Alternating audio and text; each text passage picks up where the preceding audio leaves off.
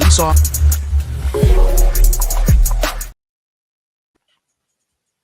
Look at that. All right, how you doing, ladies and gentlemen? Welcome to This and That. I'm your host, Xander, where we're talking about this, that, and everything in between. It's been a long afternoon. I appreciate your wait. For those of you that's been waiting on us to pop off this afternoon, we're gonna get it on the ball. We got a little ways away. We're gonna be talking to some agents coming soon, and we're gonna be relocating the company. And once we relocate, we should be in a location that's got us with a better signal. And with that better signal, we should be on time more often than not. Or I might just start airing this some gun at 9 o'clock, but I kind of feel like we need that 3 hours because we got something to do at midnight more often than not, midnight Central Time, 1 a.m. Central Time. So I definitely want to make sure that we can give you guys all of the juicy details and tidbits on a day-to-day basis because we are live 7 days a week, 9 Eastern, 8 Central, 5 Pacific. So make sure that you guys like and subscribe. Make sure that you join the membership. When you find time to join the membership, take a look at some of the goodies that we've got for you.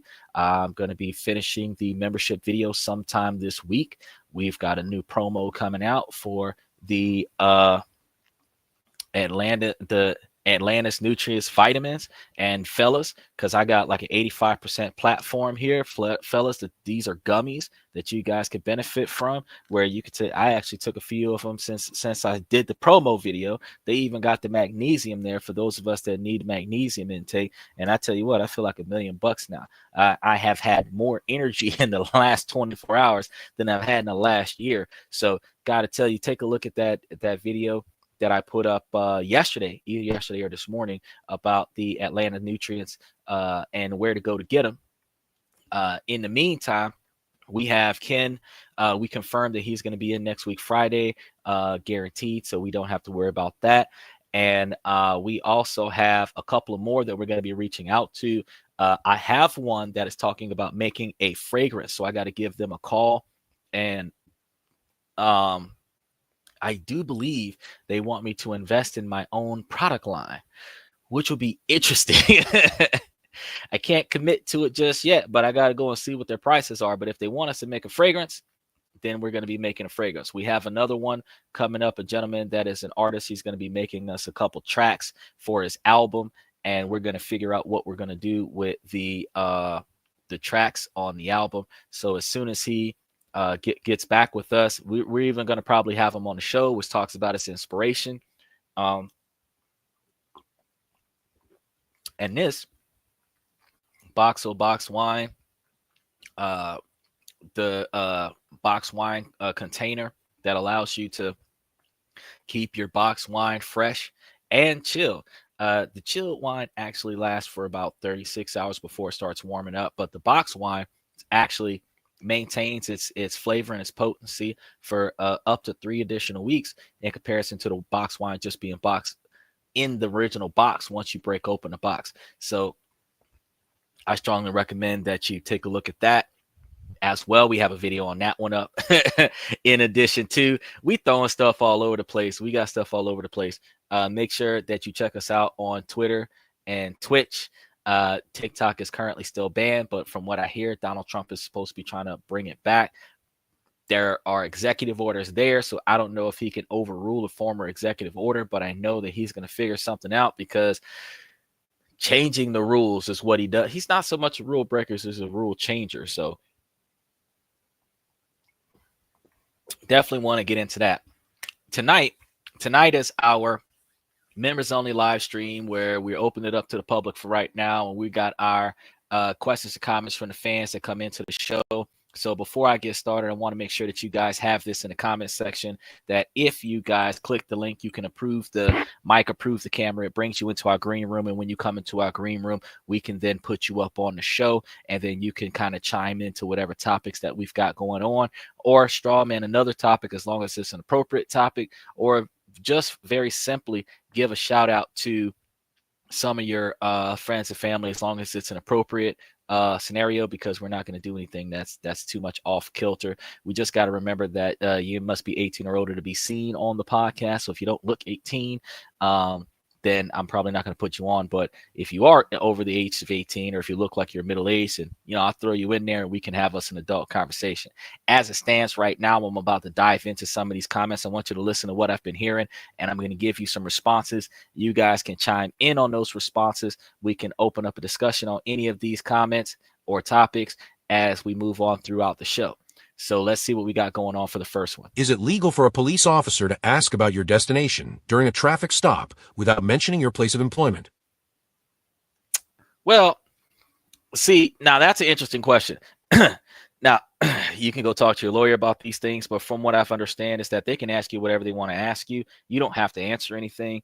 But the fact that if they've stopped you, the purpose of them stopping you is supposed to be articulated. So reasonable, articulable suspicion, or a certified attorney. Do I need to be a certified attorney in order to be able to tell you that you have a constitutional right to remain silent?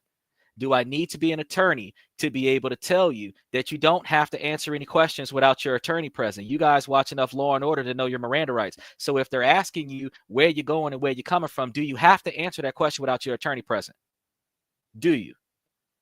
Now, you smarter than me, since apparently I have to be a lawyer. You smarter than me. Do you have to be an attorney, Shelly, to be able to tell your homie, don't say nothing that'll get yourself in trouble?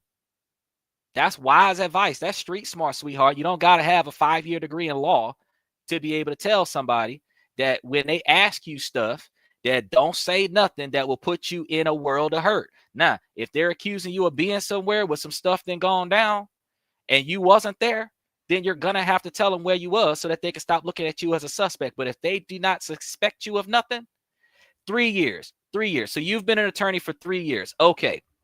So your 3-year attorney advice, would you tell them something different than what I just told them? Would you tell somebody as an attorney, would you tell somebody, oh, you should always ask no, exactly. So do I have to be an attorney? Because I got to tell you, I got a degree in microbiology, communication and health, and computer technology. None of them are law, but I can also tell you that it is not a crime to not answer questions. Okay, I'm not sitting over here talking about how do you get off for probation and how you beat your lawyer or nothing like that. The man just asked me, is it against the law for the police to ask you questions? No, it's not against the law for the police to ask you questions. Everybody who knows anything about getting pulled over know that. So most of these questions were supposed to be about relationships, but that one just slid right on in there. And I'm just sitting over here thinking, yeah, I probably should answer that question because it's reasonable. You can ask me about this, that, and everything in between, but I'm going to be real with you. I don't have to be a certified attorney because that's not legal advice. That is advice from one person to another. Don't ever say nothing that'll get you in trouble. You tell your friends that when you was in college. Don't tell the dean nothing. You said that when you was in high school. Don't tell the teachers nothing. You said that to your siblings. Don't tell your parents nothing. That'll get you in trouble. So if you are already in trouble, you start answering enough questions to not be part of the trouble, but that's where your answers stop. But once you are no longer officially a suspect, you're not supposed to be answering no questions because you ain't did nothing to put you at the scene of whatever incident that they talking about. So if you weren't at the incident, you don't need to know nothing. It don't matter if you know something. You don't need to know nothing because if they don't got evidence that you know something that you're not withholding from them that interferes with their ability to do their investigation, then you don't really got to say nothing without your lawyer present. Now, that don't mean that you ain't got to say nothing. It just means that they got to go find you a lawyer if a lawyer ain't sitting there. If you don't have one for yourself, remember your Miranda rights that if you don't have a lawyer, one will be provided for you. So if they start asking you questions and they don't got a lawyer in the car and they don't put a lawyer on the phone that is going to represent you, they can't ask you shit. And police officers are going to get frustrated about that and be a lot more hostile in some situations. But at the end of the day, they're probably going to let you go and leave you alone about it after they give you a handful of tickets to make your day worse because you didn't just voluntarily surrender all of your constitutional rights because people in this country believe that they can bully you because you don't have knowledge. Here we go. It says Miranda rights are not constitutional rights. Right. Miranda rights are not constitutional rights. But your First Amendment right to say what you want to say and your Fifth Amendment right to remain silent, aren't those constitutional rights? Help me now. Help me. Help me. Help me, because I mean, since you've been 3-year lawyer, you're a 3-year lawyer. You can help me understand. Now, yeah, they can get you an attorney if they want to ask you questions, but if they decide not to get you an attorney, any information that you give them after that is not admissible because you requested an attorney. So if they start asking you questions, you should just ask them for an attorney. Every question they ask you after that is outside the scope of immunity. Now, you as an attorney, you can sit there and try to correct me on that as well. Because by all means, you know,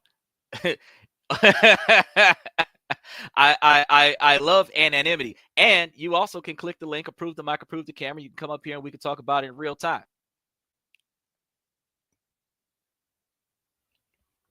I do my research, Miss Ma'am. That's what we do. Not technically outside the scope of immunity. Well, if a police officer is doing something, hold on, I'm gonna leave that up there. Not technically outside of the scope of immunity. Technically, there's so many things that they cannot do that they get away with because we don't know that they cannot do that. So technically, they can get away with it if you don't know that they're doing something that they're not supposed to do. But technically, if they're acting outside of the job lines, technically, they're not supposed to take you to jail for some shit. So if they know that they're giving you a bad time, because they can lie to you, they can trick you, they can manipulate you, they can tell you stuff that's completely unfounded, put you in a situation that you was not originally in. And if you confess to some shit, you put yourself in jail. But from the gate, you know you didn't do nothing wrong outside of whatever they pulled you over for. If it was a moving violation or whatever the case may be, that's what the hell they came over there and asked you questions about. You stick to that. You stick to that. That would be my advice. Stick to whatever the reason was that they pulled you over for and resolve that, because that's the only investigation that I'm involved in. And I'm not supposed to help you with that investigation neither. I got to provide you with the identification that you need, but I don't have to hand you the identification. You just got to see it. Write it down. That's what you got that pen and that notepad for. So, you know, there's all kinds of stuff that you can do in a traffic stop. People choose to not do it. They choose to go ahead and surrender and submit to the officer because that keeps them from being murdered on the street. Because regardless of whether or not the police officer goes to jail for it after the fact, you still lost your life. So to keep that from happening, you surrender all of your rights, all of your civil rights and civil liberties. And you're not doing it for security. You're doing it because of oppression. So as a lawyer, how do you address that? How many people do you actually represent against law enforcement to protect them from those types of people? Because not all police officers are bad. Not all of them are bad. A lot of them just make bad choices. No, actually, Robux, I was not actually trying to play expert. I was actually rolling through a whole nother situation. And this particular person is pretending like they're a lawyer and they're trying to tell me that they know more about the law than I do. And all I was saying was, because the person that came up and asked the question was, is it against the law for police to ask you questions? And I said, no, it ain't against the law for police to ask you questions. And all I said was, don't answer no questions that is going to get your ass in trouble. That's not expert advice. That's friendly advice. An expert is sitting over here talking about case law and all this other bullshit that'll probably get your ass in trouble if you don't know how to use it right. I'm just telling you that you ain't got to answer no damn questions. You can ask for a lawyer and you can just shut up. That's what you can do. That's not giving you expert opinion. That's one homie to the next telling you don't put yourself in a situation that you wasn't already in. So no, that's not expert advice. That's realistic advice. And I can tell you, I do enough research on a lot of things where expert advice isn't always expert, because expert advice isn't always applicable. But I can also tell you that over the last 150 years worth of stuff that people like me have gone through, I can tell you that expert advice don't apply to all of us, because the law wasn't made for all of us, because a lot of these laws were made when a lot of us were considered tools. So I can tell you that there isn't a lot of expert advice that can help the average brother to not get pistol whipped on the side of the road when you're looking at all these people getting shot unarmed by police officers. All I'm saying is that you don't have to answer the question. And he can ask you whatever he want to ask you, but you don't have to answer the question. Now, how is that legal advice, since you wanted to jump in there? He says, I would say don't ever talk to the police, whether guilty or not. 100% I agree with you. However, your reasoning is not legally sound. Well, you're contradicting yourself, because I'm saying the exact same thing that you're saying, But then you're also saying that as a lawyer, you're saying that I'm not allegedly legally sound, but your legally soundness is saying, I completely agree with you. You should just not tell him anything. All right, there you go. So moving on, because here we go. Now,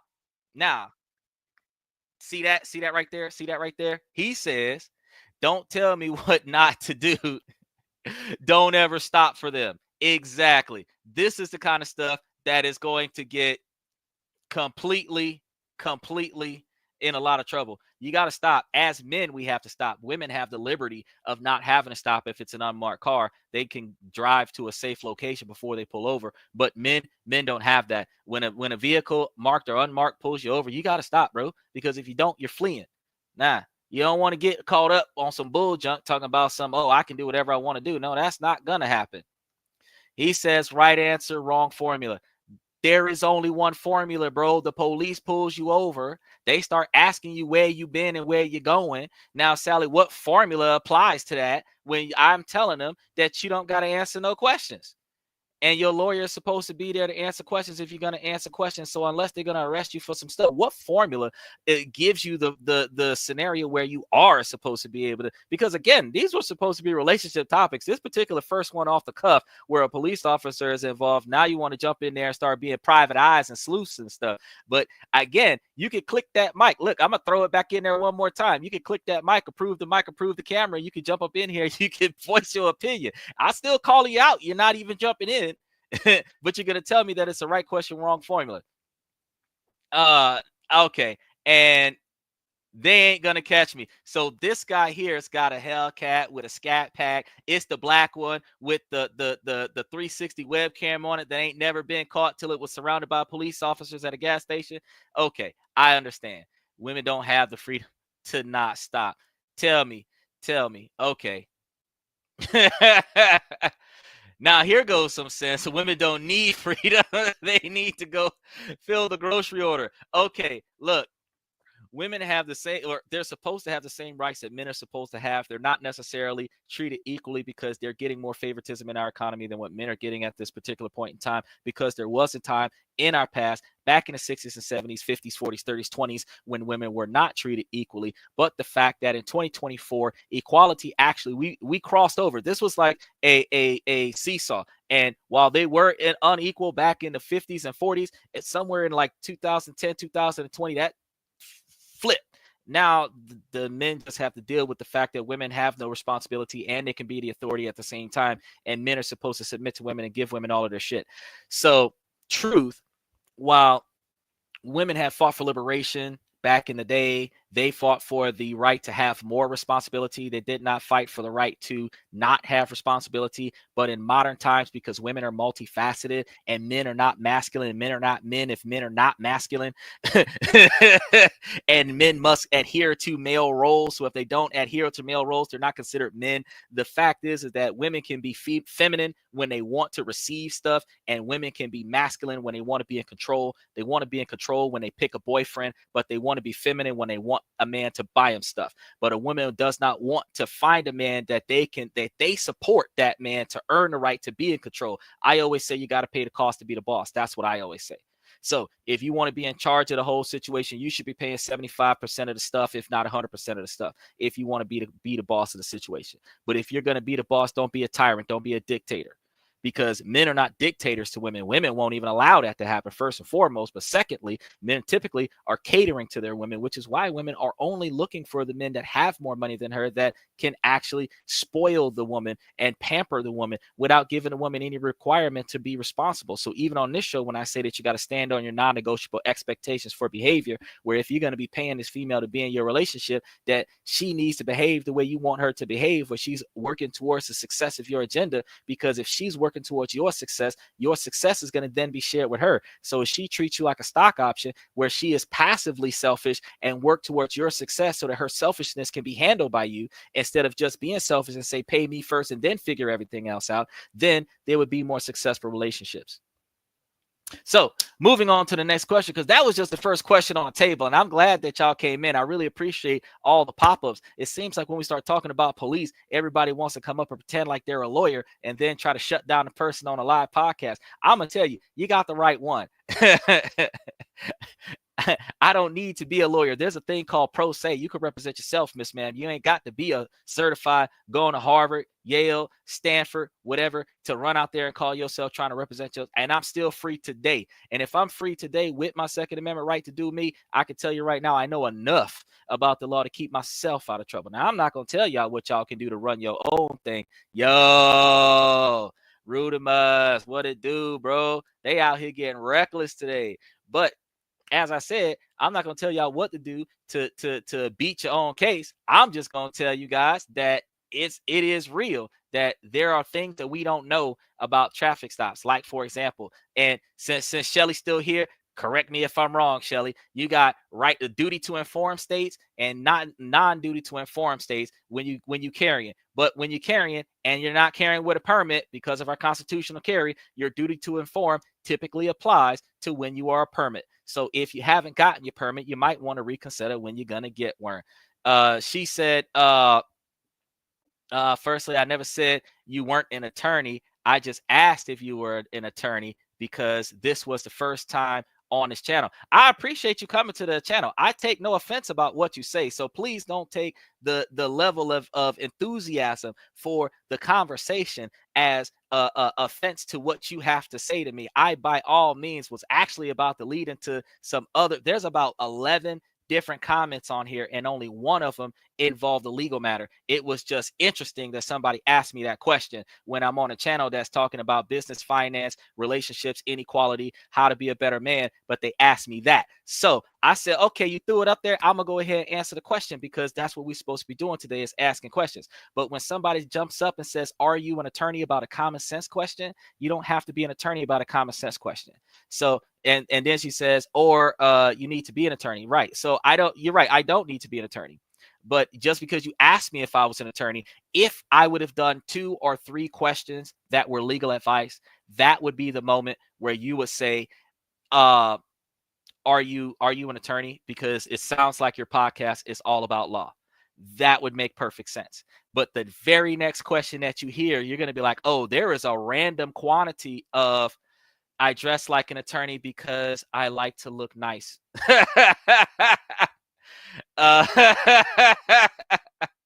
You dress like an attorney and present your arguments well. Just thought you could be. You know what? A lot of people tell me that I could either be an attorney or I could be a politician. I went through med school. I had to learn law so I wouldn't have to get hit with malpractice. So I learned a lot about I and also because I have to survive in the system being black, I have to be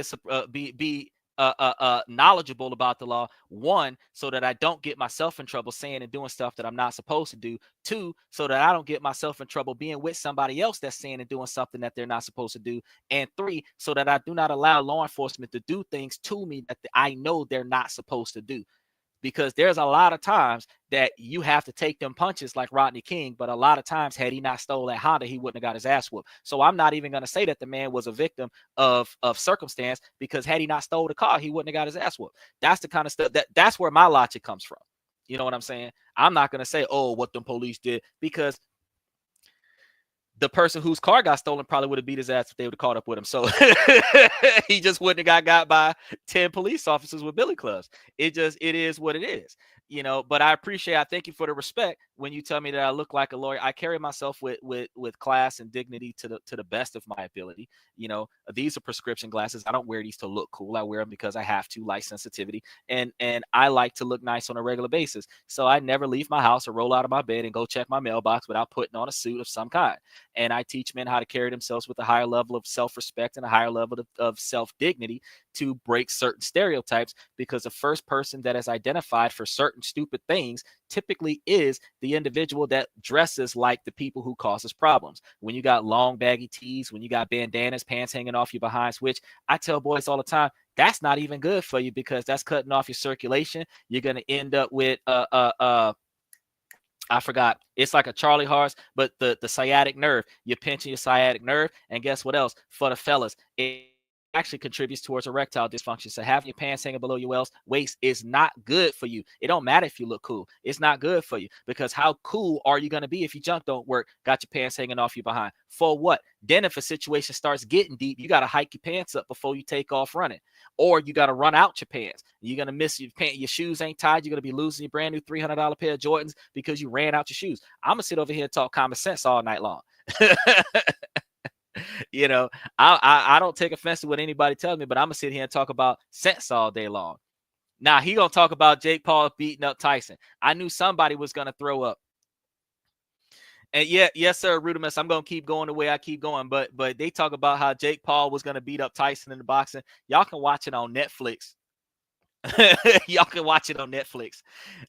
But I said Tyson is a boxer. Tyson been a boxer. He was a boxer when he was in jail. He ain't stopped taking hits. That man was not going to perform the way a man half his age is going to perform. So I didn't even waste my time trying to watch that fight, because that's a waste of life. I don't even like watching fight.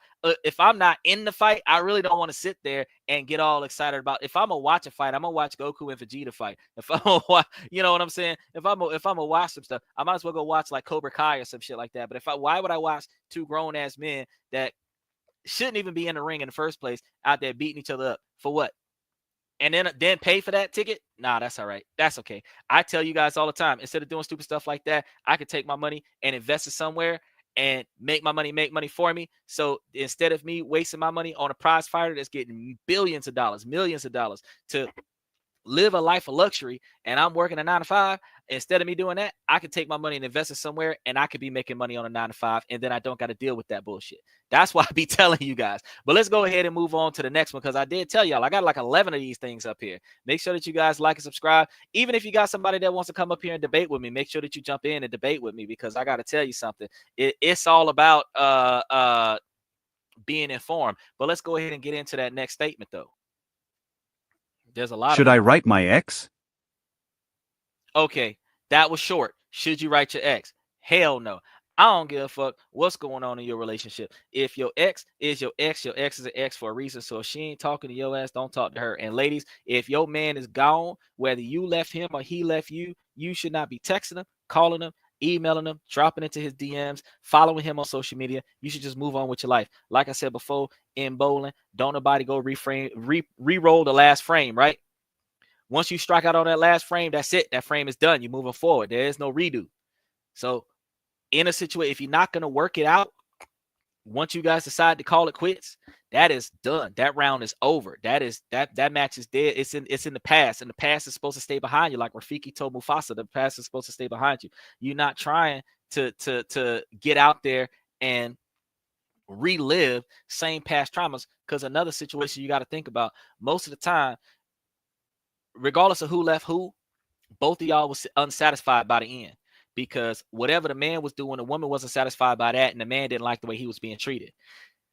Thing is, the man allowed himself to be treated that way without recognizing what the woman wanted, and then the woman allowed the man to not meet her expectations without telling him what she expected. The lack of communication between the two never got fixed. She's not going to change. She's not going to do nothing better to make him happy. He's not going to change. He's not going to do nothing better to make her happy. They just got over each other, the feelings for each other. So are you going to ask me, is it a good idea for y'all to rekindle that toxicity? No, you should not rekindle that toxicity. That's a situation where men should just see. Now, here's the idiocracy. Men should just be submissive to women's whims and desires. That is the worst advice that anybody could give anybody. First and foremost, if a woman wants a man to be submissive, then a woman should be financially responsible for everything.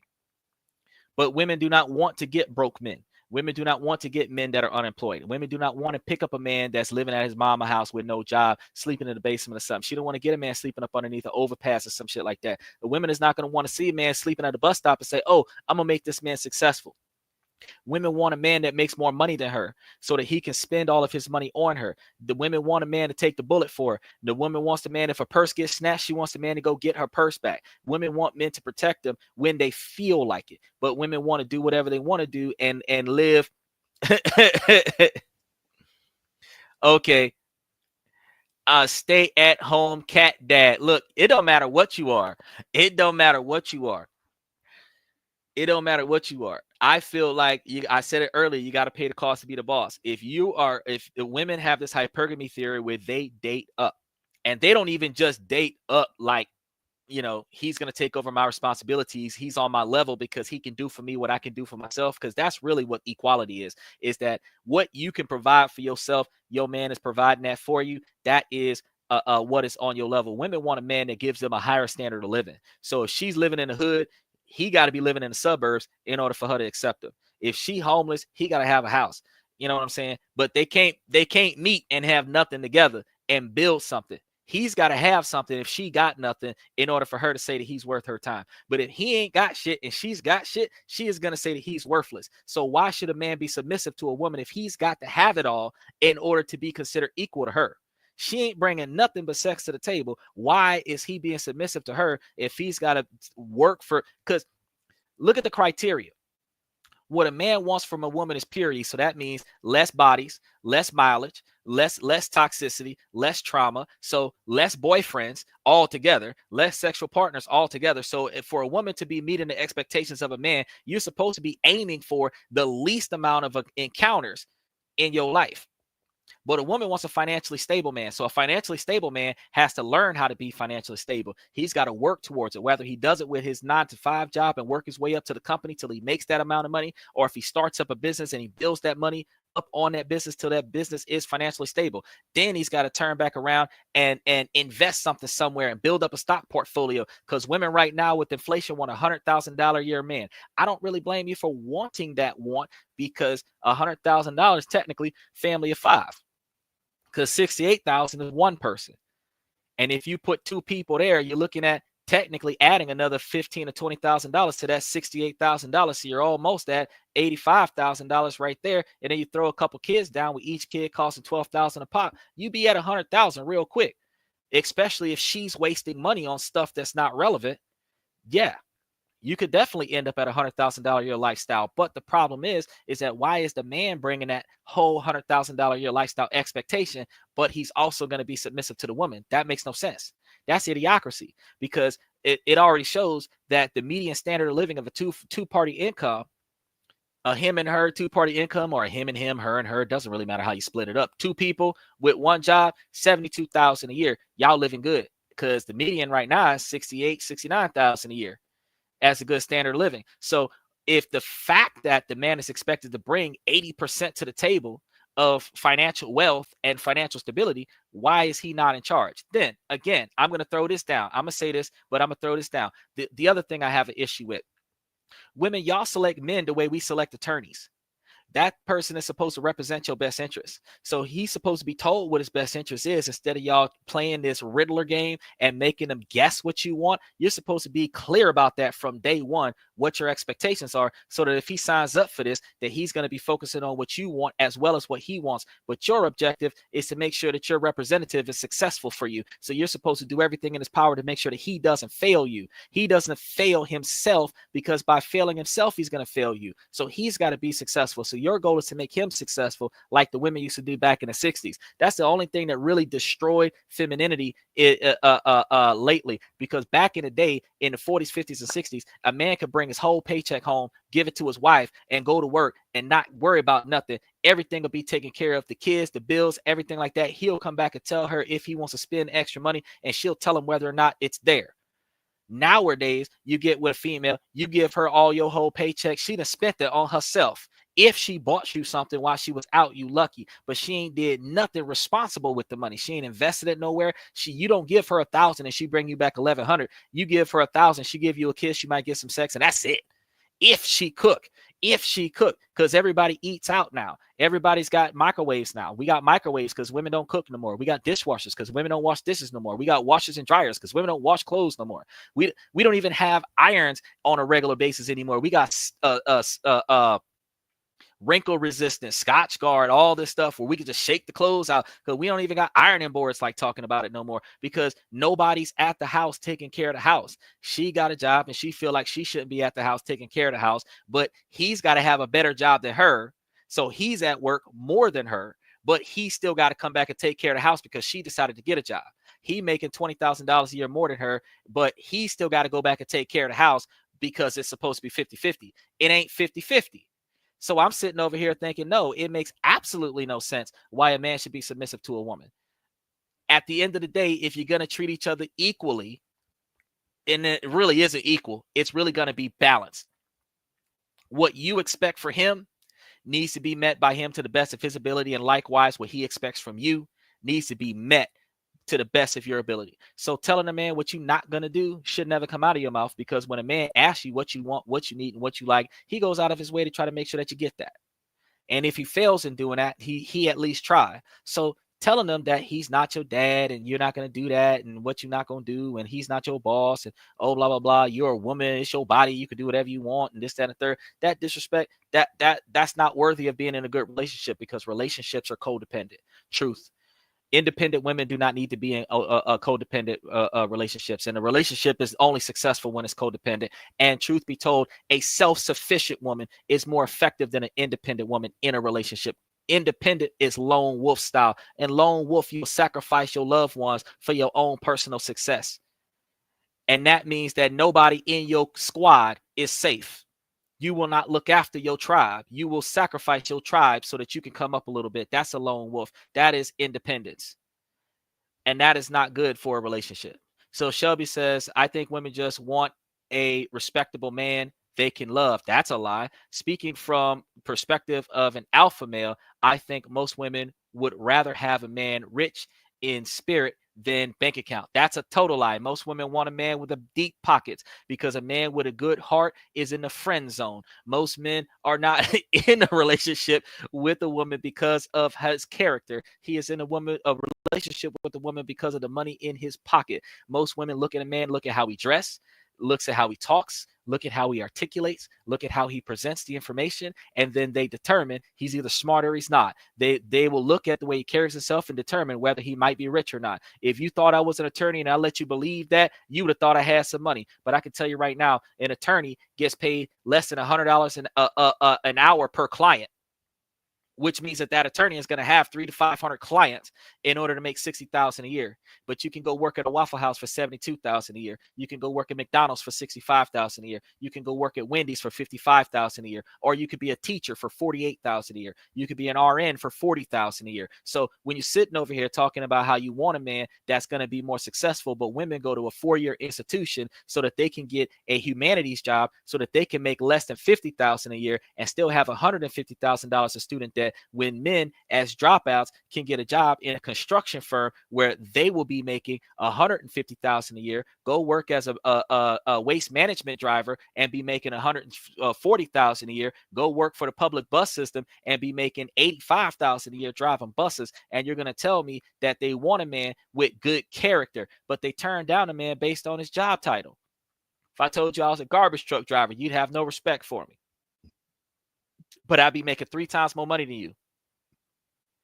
But if I told you how much money I made, oh, you fawning all over me and stuff. If I rolled up in a Porsche, you wouldn't have a problem with what I had to say. If I was rolling up in a Hellcat or a Charger or a Challenger or something like that, you wouldn't have no problem with what I have to say. But if I roll up in an 88 Celica GTS, I'd be broke, according to you. If I was rolling up in a regular Honda, if I was rolling up in a Nissan Maxima with 2 colored doors on it because one door got replaced, you'd be dropping me like a look, hold up.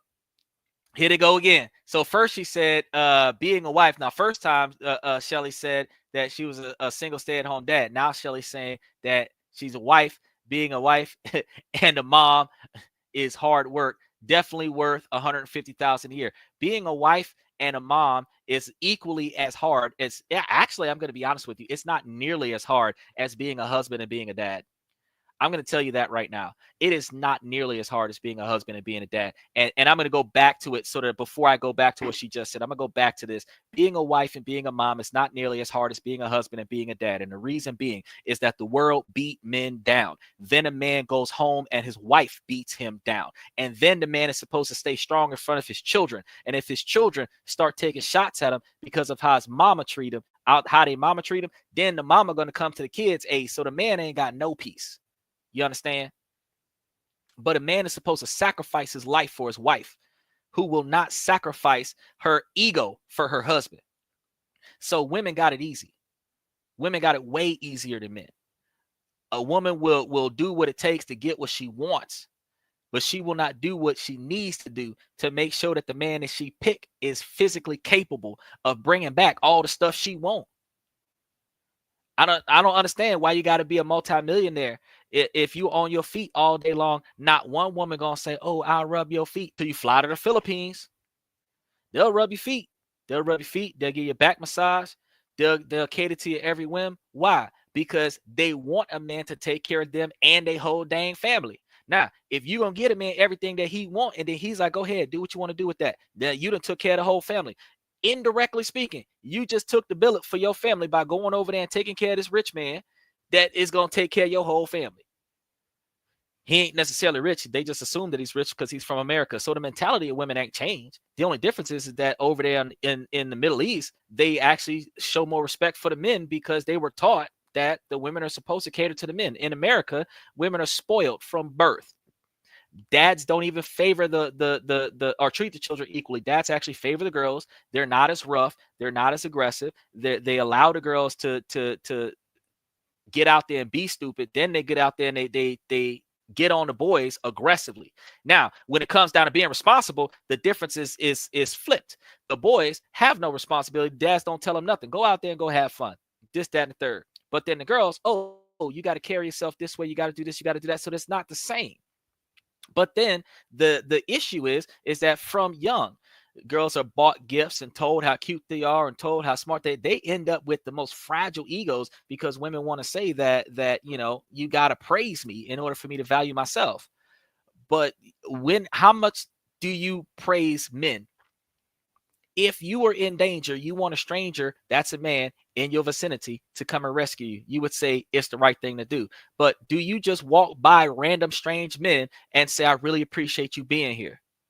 Because if the shit was going down, you would probably be the one that would keep me from getting hurt. Y'all don't even do that. Y'all will think veterans sleeping on the sidewalk and not give them $1, and y'all will think athletes and get pregnant by them who don't do shit for you because they're athletes. But the average man that at the cash register see you got a load of stuff and let you go first, the average man that opens a door for you not to check you out, but because you got too much stuff in your hands, y'all don't appreciate those men. Y'all expect it. Chivalry is dead because women expect men to do certain things that men used to voluntarily do. And now if a man doesn't do that, he's not considered a man because the woman isn't benefiting without the requirement for reciprocation. But no one's ever saying, why aren't the women being more reciprocable? Why aren't the women putting the first foot forward and doing something for the men instead of expecting stuff from the men without reciprocating? So let me go through a few of these because she got a lot of comments up here and I don't want to miss too many of them as long as they're appropriate. So she said, "Sounds like you've been picking some bad women." No, not picking bad women. The other, I think we got like 8 or 9 more responses up here, and there are some where the women just grabbed the wrong man. But the fact is that uniformly speaking is that when a man is disappointed, he's disappointed in a woman's behavior. When a woman is disappointed, she's disappointed because she didn't get what she was expecting to get out of the relationship.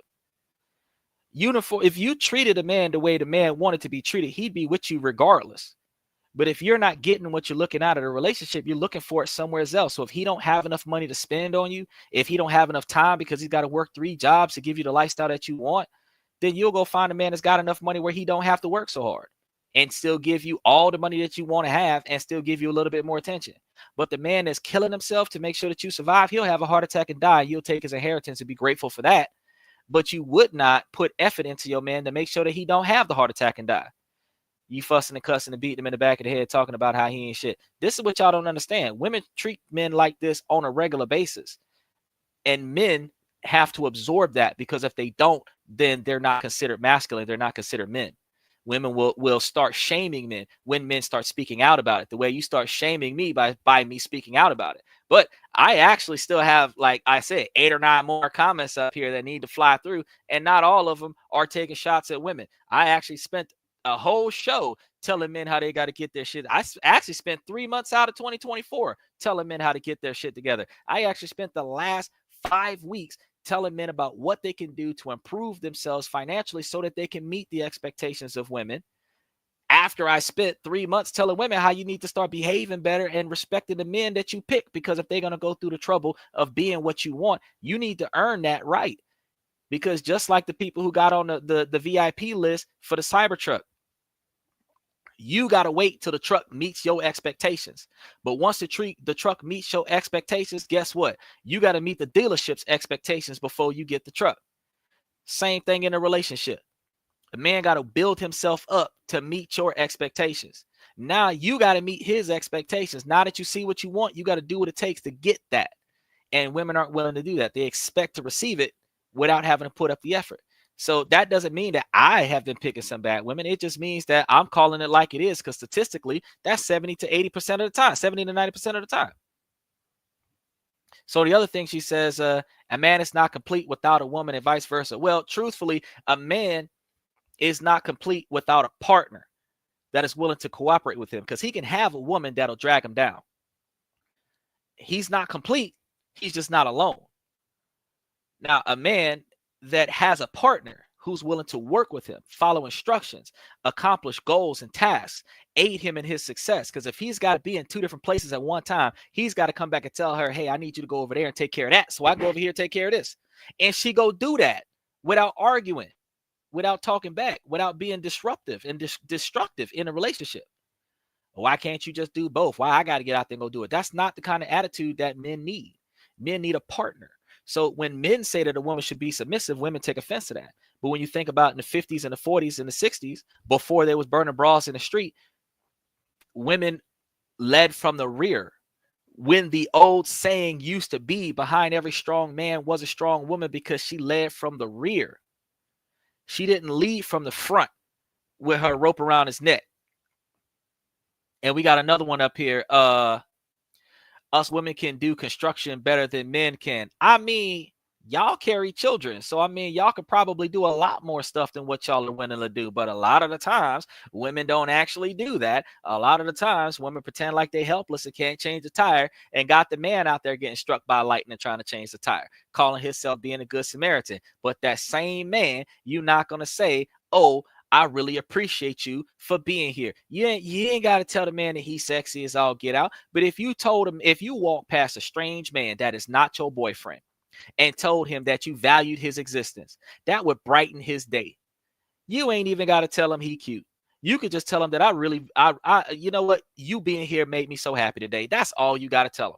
Because you know in your mind, if you was in that Walmart where that couple got shot up, that man probably would have been one of the men that would have got shot up to keep you from getting shot. Just plain and simple. They got the people over there in Hong Kong. They do a couple years of military service before they go live their regular lives in their youth. So they all know CPR. The women want the men, if the women get in trouble, to go and perform CPR and save the women. The men don't want to do it, because the women can then be resuscitated and sue the man for sexual harassment because he revived her. Why? Because he has to, at some point in time, put hands on her chest, maybe even open her blouse in order for her to get oxygen because she passed out. And him performing the medical treatment on her to keep her from dying gives her the right to sue him because he touched her without her consent. So the man don't even want to touch the women. If you drop down, EMT can come and save you because they are paid to come over here and take care of you. I'm not getting sued to take care of you. But the way that women treat men, and this is around the world, not just in the United States, they're entitled to be catered to, but then they expect the men to really take the brunt end of the abuse. And it makes no sense. Why do the men have to take so much abuse and you say that that's equal? When the women were being abused, women said, oh, that's not fair. So why did women decide to go from being abused to being the abuser and say, oh, now we're even? People right now that after segregation are not going to say that, oh, just because of what happened to the slaves back in the 40s means that somebody of color can mistreat somebody of not color. We're supposed to all be equal, right? The past is supposed to be the past. So same thing, women's liberation, just because men was treating women bad back in the 40s and 50s don't mean that women should treat men bad in 2024. It makes no sense. You want to be treated as equal, you treat the men the way you want the men to treat you instead of treating the men like garbage and then expecting them to pay for that. That makes absolutely no sense. But Shelby says, what about men beating their wives after she cleans out the poop stains of his tidy whities and makes him food? Well, what about the women that be throwing hot grits on a man because he was over by his auntie house and she didn't know that was his auntie? What about the women that be keying a man's car and throwing bricks on the man's car and stuff and setting the man's house on fire because she saw him with a woman that turned out to be his sister-in-law? What about the women that like to beat on men because they're emotional? What about that? What about the women that beat on the men because the men don't want to discipline a child the way the woman wants the man to discipline a child? What about that? You always want to sit there and try to take the spotlight off of equality. Domestic violence is domestic violence, no matter your gender.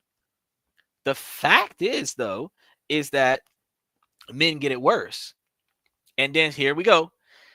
A man can never be a woman, but women can be men. How do you reconcile that?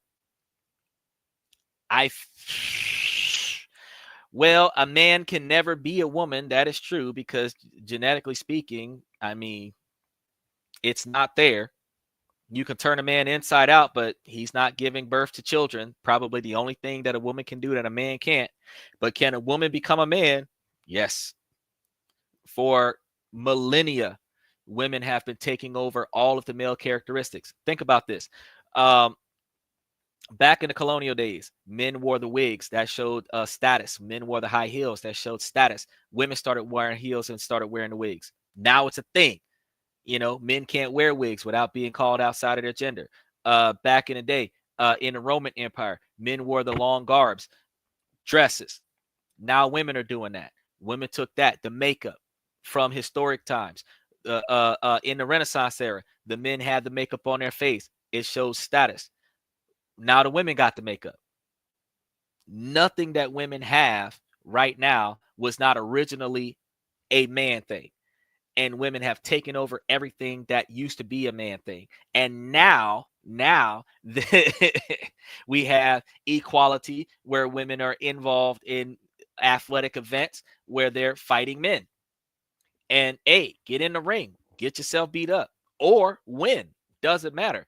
But women say that they're equal to men when they're oppressing men, but they say that men are the misogynistic ones when the women don't feel like they're getting enough. But the fact is, just about every law in this country favors women because that's what they've been doing for the past 50 years in order to bring equality back to women. But women still got all the rights. When affirmative action is done, gender equality laws still mean that the woman gets picked before the man. So even if I don't get picked first because I'm black, she's going to get picked first because she's a woman. And because there's a minimum quantity of women that's supposed to be in management, she's going to get promoted within 6 months, where it would have took me 6 years to get that same promotion. It's not an equal country. It is what it is. And while we have bias, and it only is what it is because we're not refusing to change. The women aren't refusing to change. The men are protesting it. That's why Soft Guy Era Drizzle came out, because guys just get tired of being talked to like shit, expecting to pay for that shit. And then if they don't pay for it, the women call them shit. It just makes no sense. Now she says, a man cannot be a woman, but a woman can be a man. How you can reconcile? She said that twice. Neither can be neither was TGS, and he was right. Men cannot be women and women cannot be men. The women are supposed to be in the feminine role if they want to be catered to by men, and men are supposed to do everything in their power to cater to the women to the best of their ability as cooperative women, because the men in Dubai that are more financially successful than the men in America are that successful because their partners are cooperative. Those women get allowances. They don't dictate shit. So I should probably do a podcast about our life in Dubai. Probably need to go to Dubai and be able to show you guys firsthand what's going on in Dubai. But one of the most expensive countries in the world, go over there by Dubai and look at how the women follow the instructions of the men. You go to certain countries like Vietnam and Japan and China, Switzerland, I'm trying to think of the other ones, Finland, Romania. Like, the women have more respect for their men. But the English countries, England, Britain, America, they talk to the men like garbage. Africa, they talk to the men like garbage. And why? They expect the men to be submissive, but why do you say that you want a masculine man, but you want to be in charge of a masculine man? then why do you turn around and tell a man that he's not a man if he can't tame your volatility? But then you want to turn around and say that you want a man that loves you and cares for you for who you are, but you're not willing to accept him for who he is. He has to be better than what he is in order for you to accept him. And you're not even good enough for him because you don't even meet his expectations. Then on top of that, as women, y'all put on the biggest facade. A man can't come to you and lie to you and tell you that he's a Fortune 500 worker. But you got the fake hair, fake fingernails, fake eyelash, boob job, water bra, push-up bra, girder belt, waist trainer, tummy tuck going on. You got the surgical scars all over the place, the Botox, you got the BBL, you got the butt lifters. Then when all else fails, you put a 6-inch stiletto on to make yourself look taller. So there is almost nothing about you that's real. But the man is supposed to accept you for who you are. Then when you take your homie clown mask off and he gets to see who you really are, that's not the person he fell for, but he's supposed to stay loyal to the person behind the facade. But he doesn't get to meet the facade until he commits to he doesn't meet the real person until he commits to the facade. Then after he commits to the facade, then he's got to pay for upkeep so that you can continue to pretend like you're something that you're not, instead of just being yourself and taking all that $2,000, $3,000, $5,000 a month that you waste on looking pretty and invest that in stocks, bonds, and mutuality so that you can be rich. Make it make sense, ladies. Now she come on to say, if both a man and a woman are drunk, what are their thoughts on following scenarios? Well, while you get those scenarios up there, I'm going to tell you that a man should not engage a woman while the man is drunk because he'll be locked up like Mystical. And a man should not be messing with a woman while she's drunk because he'll get locked up like Bill Cosby. And a man should make sure that he gets 2 forms of photo identification that shows ID, because if he doesn't, potentially a birth certificate, he'll get locked up like R. Kelly. Women do not have to worry about that. Women do not have to worry about catching a case. And with Louisiana cutting off nuts because you didn't caught that case, if you in the wrong place at the wrong time talking to the wrong female that's pretending like she's older because she got daddy issues and she want to run out there and get her an older man, and that gets you locked up, get your junk cut off, but she's still out there tricking. Fellas, you got to be safer. This world is not as safe for men as it was back in the day. The hatred that has come out has changed the situation so seriously to the fact that men got to be very careful, because men got a lot more to lose than women. Because the only thing really that a woman loses in her lifetime is her virginity. And then after that, she's got miscarriages and menopause. A man can lose his masculinity. A man can lose his financial resources. A man can lose his whole social status. Women don't even have compassion for their own self to be able to say that they're not going to get out there and not do OnlyFans for a living and say that that's a job. Got females right now getting mad because a man said that he wants her to respect herself, so don't dress that way. She's out there dressing, looking like a scantily clad female, attracting sexual attention from men that is not her boyfriend. You're not supposed to be advertising your sexuality when you are already taken. But that's what they do. Keep your options open. Basically putting a for sale sign on it. You want other men to drool over you so that if you find a man that can provide you what your current man ain't providing you, you can leave your current man for somebody else. Because you know that women usually leave the relationship emotionally 6 months to a year before they even break up with the dude. Y'all could be dating for 12 months and she left the relationship 3 months into the relationship and just stayed for the benefits. Then when she's not satisfied anymore, she already left. Here we go. Women can advertise because what happens to women if something happens to their man? Man, if you take good care of your man, ain't nothing gonna happen to your man. Why do you have to advertise that you are attractive if you've got the man that you claim to want? He's satisfied with how you look on your worst day. When your hair all nappy and uneven and your weave is coming out and the glue peeling, he still care about you. Your makeup ain't right, your eyebrows grew in uneven, the unibrow and showed up, he still care about you. The mustache and the goatee that you got to shave off every week, he still care about you. You understand? Your bad personal hygiene at the house, he still care about you.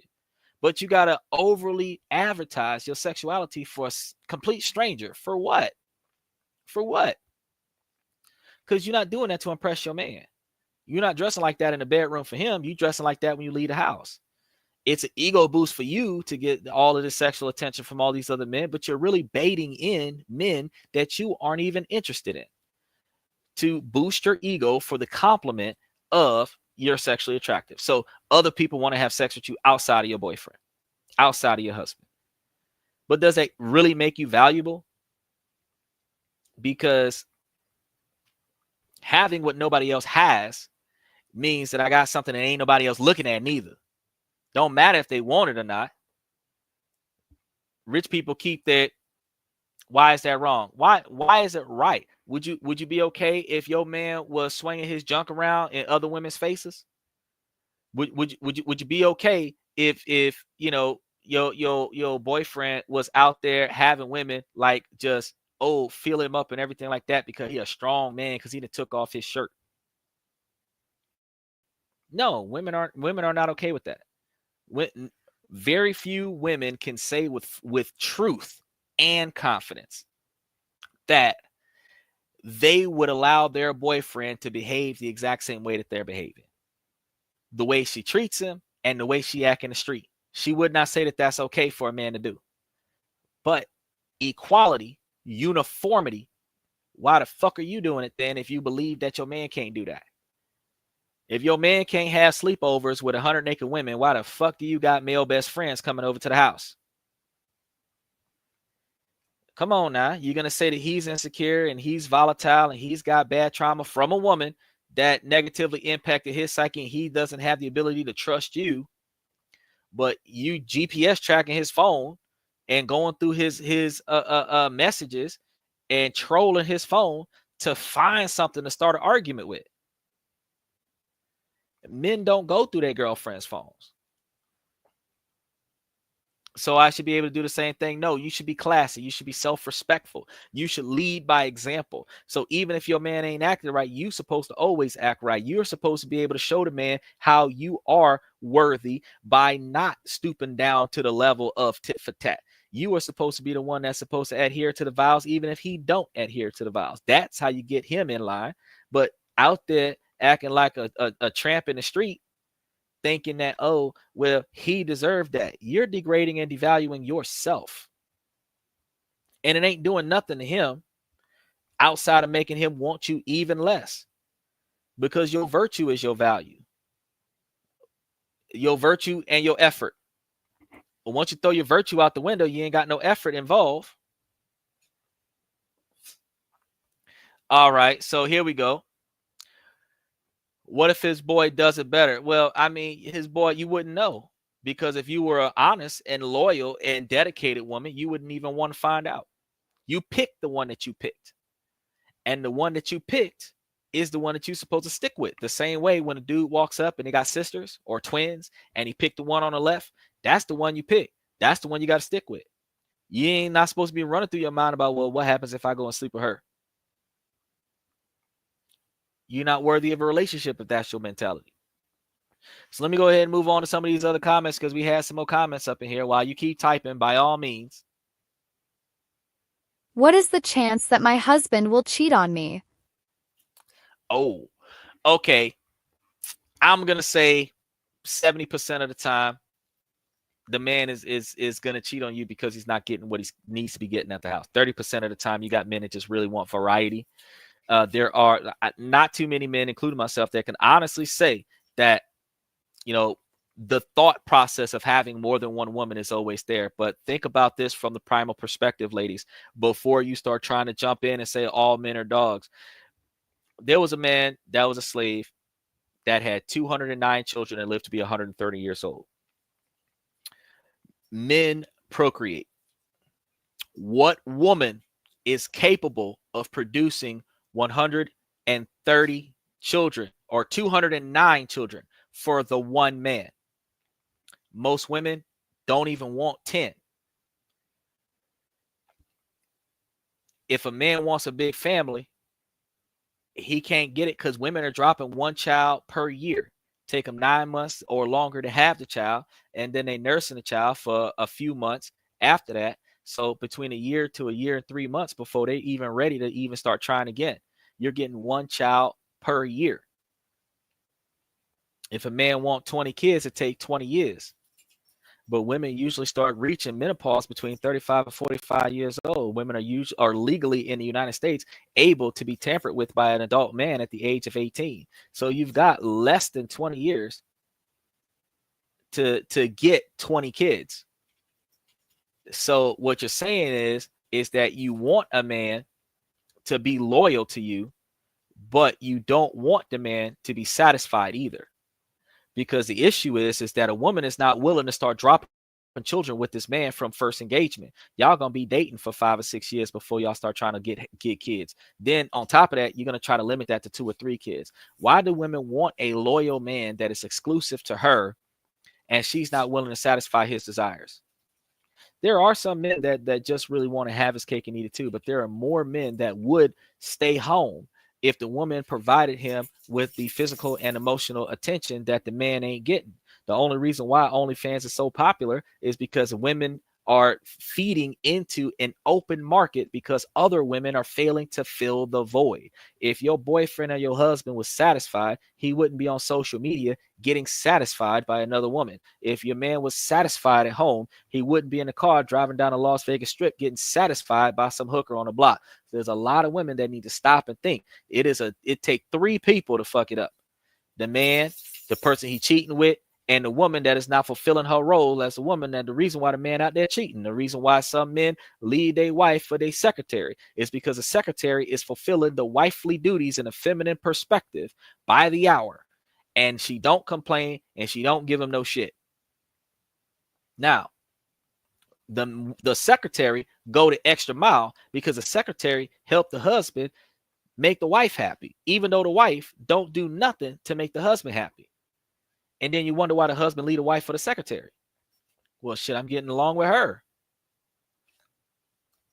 Think about it now. The average between the 70% of uneducated women and the 90% of educated women, the average woman leaves men 80% of the time. So 20% of the time that the man leaves the woman, he don't like the way he's being treated. He's done because he's tired of being treated like shit.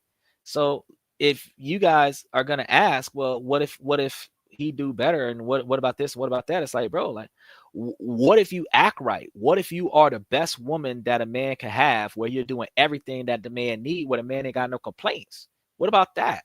What about those times where 100% of the way you coming out of the woodwork with everything that he looking for before he look for it? You know, we say, why can't you be like Michelle Obama? Because Michelle Obama know when to sit down and shut up. She know when to get out there and represent her husband. She know how to get out there and make sure that her family look good all the time. When have you ever seen Michelle Obama twerking somewhere? When have you seen her dropping it like it's hot somewhere? When have you ever seen her without shorts past her knees? When have you ever seen her with a mini skirt on? When have you ever seen her cleavage out?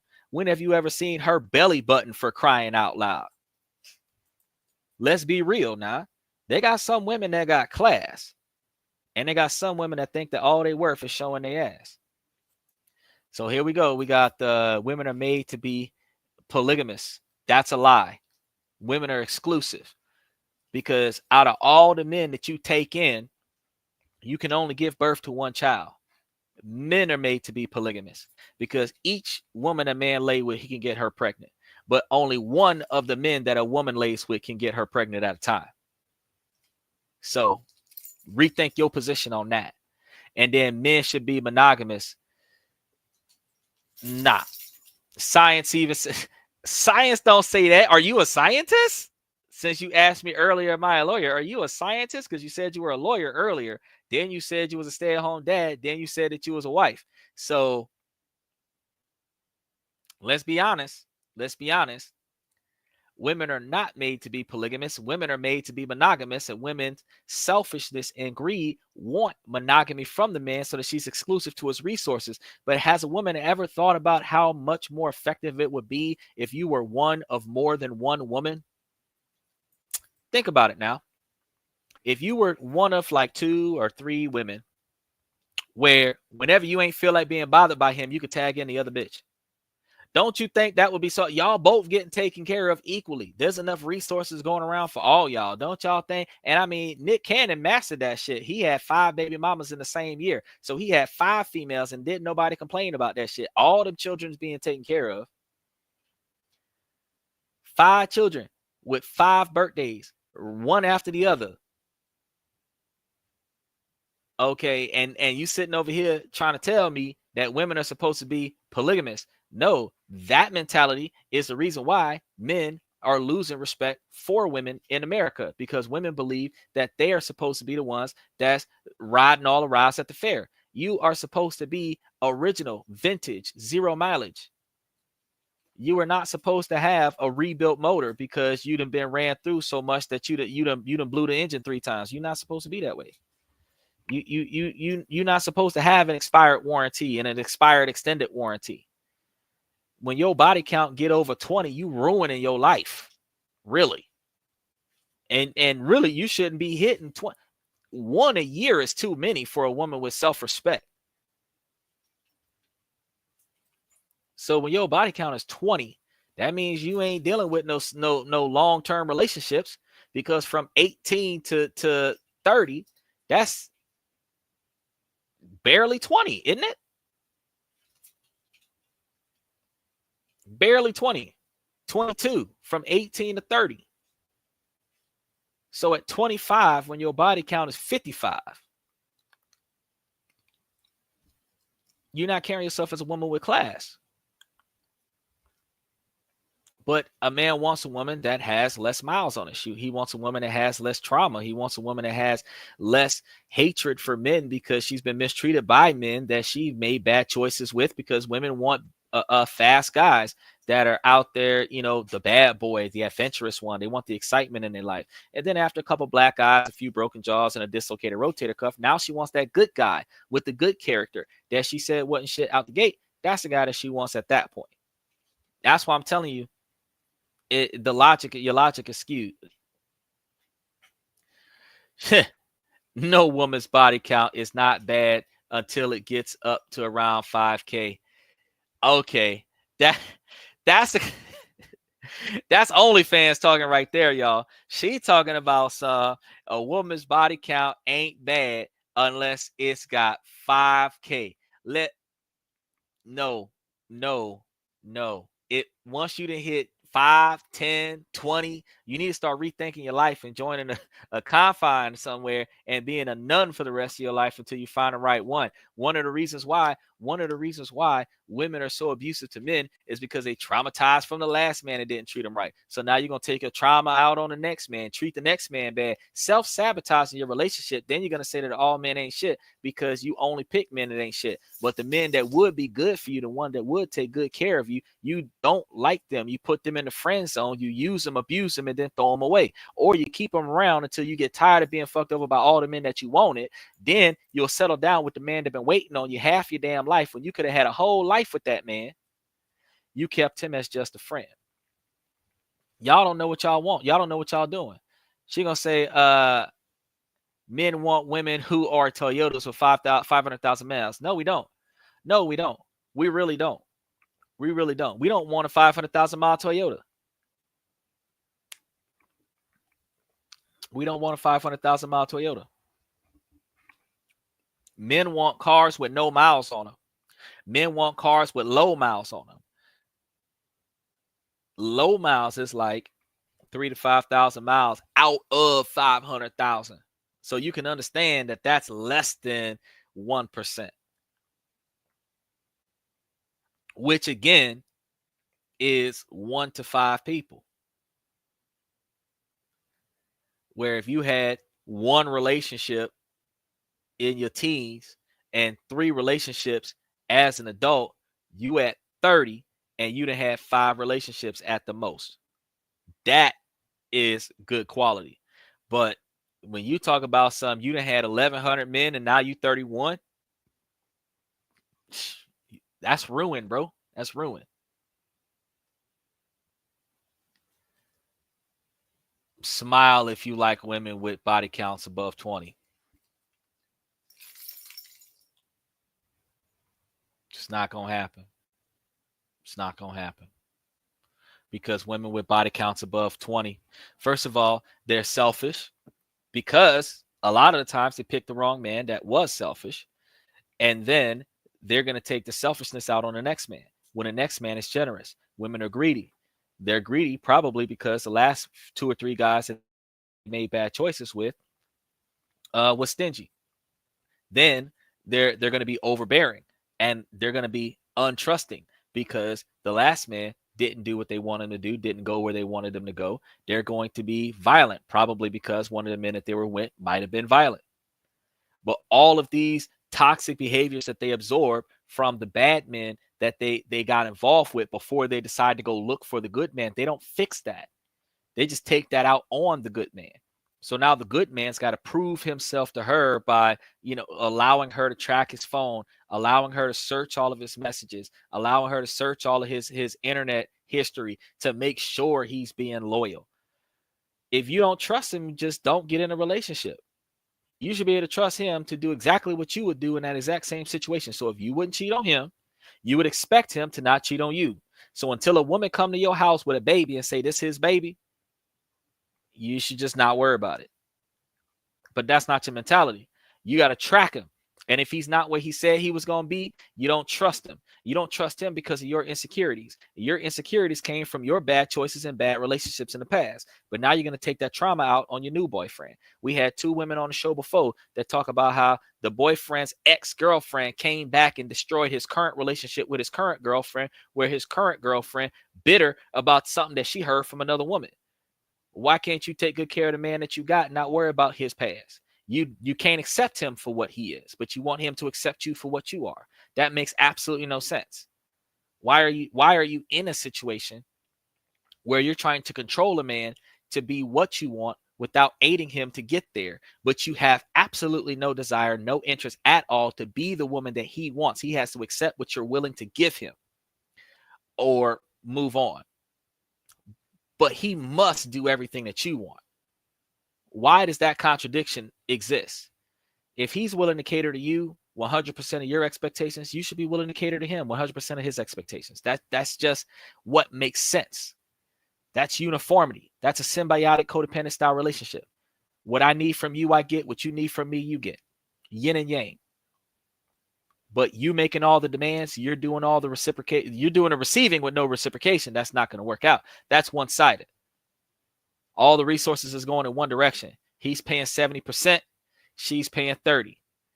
She's getting the rest of his money. She's taking care of herself. He's taking care of her. He's taking care of himself because she's taking care of herself. That's not a good relationship to be in.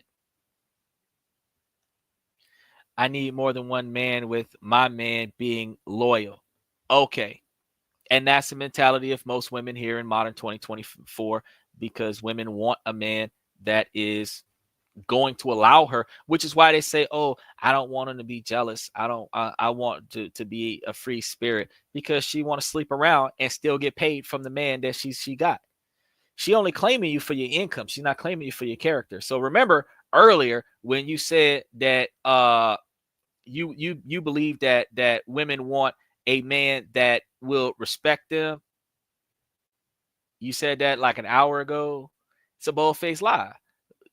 Because you're telling me that as a woman, you want to have your cake and eat it too. You want your primary man to pay for your standard of living, but you want to be able to have other men on the side. That's not monogamy. So why are men supposed to be monogamous? Because the most you can give a man is 1 child a year, if you're willing to do that. Because a lot of women aren't even willing to give a man sex 30 days out of a month.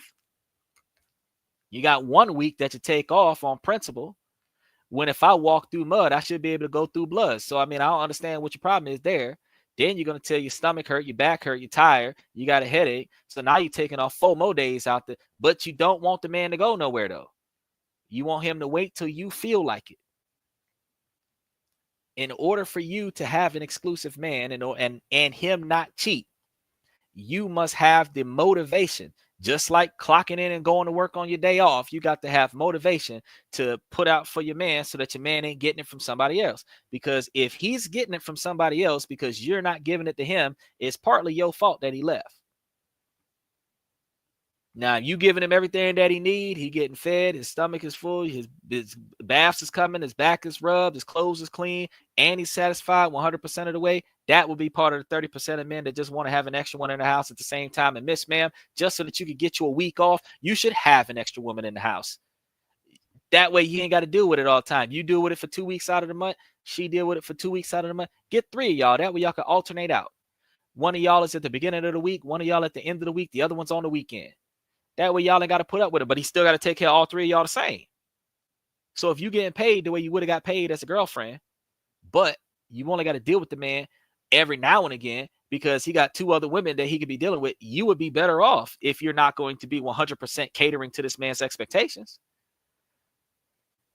So if you want a monogamous relationship, ladies, y'all got to step up and y'all got to start putting in some fucking work. Because a man ain't asking for a monogamous relationship. A man is just asking for a partner that he can afford to pay for. and this is the loose woman mentality. That's fine. I have 5 other women if I can have 6 men on the side. See, there you go. That's why 2024 we have a long-standing open relationship, because women want to have their cake and eat it too. They want it. They like to play catchbacks. It's not equal if she doesn't have more. So it's considered equal if she has more. And that's why you're saying that, oh, the man can have 3 other women if you can have 6 other men. You should only have 1 man. And then he got 2 other women, since you're not going to give him the time of day all the time. You can go take a break, go mind your own business, and he can go get on the other woman. But you know what? If you did that, you would know which women that he's with, because all of y'all would be in it together. He wouldn't have no secrets. You wouldn't have no secret love affairs. Do you understand? Think about this real quick before I go on to the next one, because I know it's still got at least 9 more comments up here. But let's just go off of real quick. Back in the Renaissance era, when the queen, the real queen of the kingdom, had the king still alive, hadn't gotten killed in war yet, hadn't got poisoned off by somebody trying to steal a throne. He had up to 20 concubines in his castle. So his wife, who benefited from the royalties of the man's kingdom, did not complain about when he left her chambers to go shag some other woman in the castle. And that is before the development of the United States. That was back in knights and Indians, before democracy got built, monarchies were made. You understand? Concubines. So when you say, oh, I should have as many men as I want, no, the queen was the queen to the king. She didn't have any mistresses. He had all the mistresses. Extra heirs to the throne. If the wife doesn't produce a son, somebody will.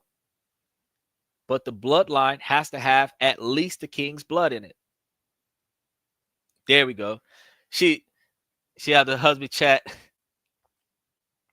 So now Shelly's going to have the hubby chat tomorrow, and he can help you understand what a man is today's society. He will help you. He stays home. The cat and dog think and support 100%. Well, if you think so, because I mean, he can get on the show and we can sit here and talk about if he's going to tell us the truth about how you're treating him. But with the way you're talking, he ain't being treated right, and he's staying at the house with all the cats because you won't give him a damn child. So I mean, you already not satisfying your man. He done settled for less, and he's accepting it. I don't mind it. You do what you do. If you love him and you stay with him, and that's good. I respect the man that can support his woman and take any kind of a treatment that he's taking. But your comments over here in the comment section lead me to believe that that's not true. Because you told me earlier that you was a dude. Now you're telling me that you're a female. Then you told me that you wanted a rich man. Then you said that a man is supposed to be submissive to a woman. And none of it makes sense. It don't make sense because, I mean, to me, it sounds like trolling. I entertain the trolling because, I mean, hey, if you that bored that you're going to come to this and that, we're going to talk about this, that, and everything in between, you're halfway appropriate, you go ahead and ride that wave. Because the negative thoughts that you put up here, even though you laughing and kikiing on the back end, is the same negative thoughts that people behave on a day-to-day basis. That negative toxicity, I tell men, you're too good for that. You don't need to put up with that type of behavior. So when you see attitudes like the mentality in the feed tonight, that's the attitude that you're supposed to walk out on. You're supposed to say, nope, I'm not going to be involved with that. So let me go ahead and get on to the next comment here. My son has used Brazilian Jiu-Jitsu at school on a bully, and now the school has asked me to come in for a meeting with the head. What should I say at the meeting to defend my son? What do you mean? I mean, I used to beat up bullies all the time when I was in school, and my mom used to do two things. My sister would threaten to burn the school down, which is not something that you can do these days because that's against the law. But my mama would tell the teachers that she's not protecting my child because my child is being bullied by somebody or a number of people. And I had to put my child in self-defense classes, which costs me money, so that my child could protect itself. And then my child had to protect itself from somebody who's attacking him in the school. And now you're going to call me down here, which is also taking money out of my paycheck, so that I could come and deal with your irresponsibility because you're not paying attention to the children that's beating on the other children. So now my child and kick this other child behind. What you should be doing is you should be putting that child out of school and leaving my child alone. Because my child should not be fighting no children that are not bullies. So, I mean, if my child fought a bully and it's being confirmed by the principal that my child fought a bully, so it's well known that it's a bully, what am I going to do? I'm going to reward my child. I'm going to reward my child. Take him to Disney World, take him to Disneyland, take him on a nice long trip. I might just put extra money aside for his first car. I don't think that I'm going to come over. Oh, you're not supposed to be fighting. Shoot. And you learn Brazilian Jiu-Jitsu, my boy. Look, I5. I'm going to teach your sister some Brazilian Jiu-Jitsu. That way she's not going to be getting messed over in no sorority parties. We going to make it work. Because stupid is what stupid does. Bullies wouldn't get beat up if they wouldn't bullying other kids. What happened to zero tolerance? If you got zero tolerance, you're supposed to expel the bully. So should you have a school with bullies in it if y'all got zero tolerance towards bullies? All right. See, you shot yourself in the foot when you brought to me it's a bully that your son beating up. All right. I would be rewarding my son for his behavior because that's exactly what you're supposed to do. Because even if the kid wasn't bullying you, if the kid was bullying somebody else and you defended somebody else, that makes a good police officer. That makes a good military person. That makes there's so many different fields where that is done for a living. So why am I going to tell my kid, oh, that's wrong? That's wrong to do until you get a certification to get it done. No, I'm not going to tell my kid that. That's asinine. You don't limit children. You don't limit children. But let's go ahead and keep it going. How can you tell if your ex has moved on and is over you? Is it common for people to move on quickly after a breakup, or is it just a facade? The more that man was into you, the harder it's going to be for him to let you go. But if he's tired of the bullshit, he stayed in that relationship until he couldn't stay in the relationship no more. People usually fall out of love in the relationship before they break off the relationship if they're the one to do the breakup. The person that initiated the breakup gave up on a relationship 3, 6, 9 months ago.